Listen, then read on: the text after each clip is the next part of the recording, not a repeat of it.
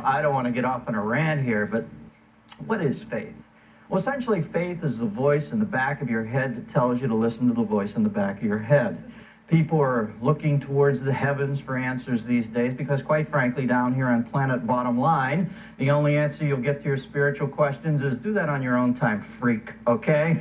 We are desperate to find something to believe in. That's why Bill Clinton is doing so well. We don't give a damn if we can believe him as long as we can believe in him.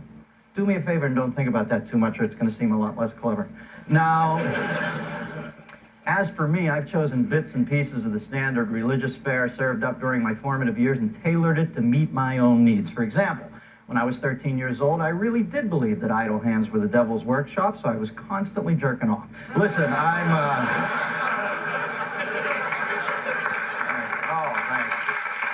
thank you. Thank you for putting your hands together for me, putting my hand together. Listen, I'm the first one to admit that I'm somewhat cynical when it comes to faith. I envy people who can just let go and totally commit. I, on the other hand, can't even hear the title of the show, Touched by an Angel, without thinking that a professional baseball player is being sued for sexual harassment. But the thing that bothers me the most is fake faith. Some performers say a prayer before they step on stage, and I can't think of anything more narcissistic. Does Madonna really think that with all the hunger and strife in this world, God can spare a nanosecond worrying whether or not her dancers Javier and Lance mistook their jetés during Papa Don't Preach? I guess if I ever do get to meet my maker, the first question I'd have to ask him is, what's up with the hair in the armpits?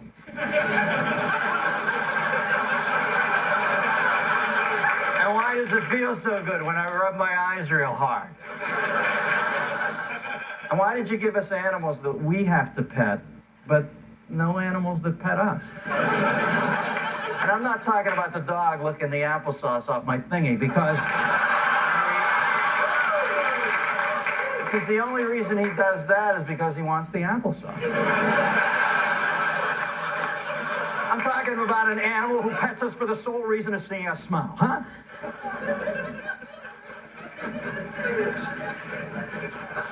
Hey, it's great to have faith, but come on, temper it with a little good old-fashioned earthbound smarts. I mean, if you're a Christian Scientist hemophiliac, don't even think about getting a job as an assistant to a wall-eyed knife thrower. Saw that on a card at Spencer's Gifts. Now, once you get a few folks to share in your faith, you got yourself a religion. As the Bible says, where two or more are gathered, you can take up a collection. I guess the thing I find strange about most religions and going to church is the church itself. I don't get it. Doesn't the existence of an opulent building go against the very foundation it's supposed to be built on? I mean, meet under a tarp and give the money you save on stained glass to build houses for poor people, feed the homeless, or raise the spending cap for the NBA teams. Look, I think faith is a wonderful thing. If your faith enables you to somehow survive life's shitstorms with a modicum of grace and humor, you are truly blessed. However, if having faith means that you give your kids college money to some cosmic shyster who wants to borrow your balls so he can go on a comet ride with a Silver Surfer, well, you're just being phenomenally stupid, okay? And trust me, the real God thinks so too. Hey, maybe there's a reason we're not handed all the answers in an easy-to-open Oscar-style envelope. Maybe faith isn't about what's on top of the mountain. Maybe it's about how far we're willing to climb to get there. Maybe we don't know the answers because not knowing makes us better people, forcing us to huddle together for warmth in existential darkness, and in the process bringing all of us closer together.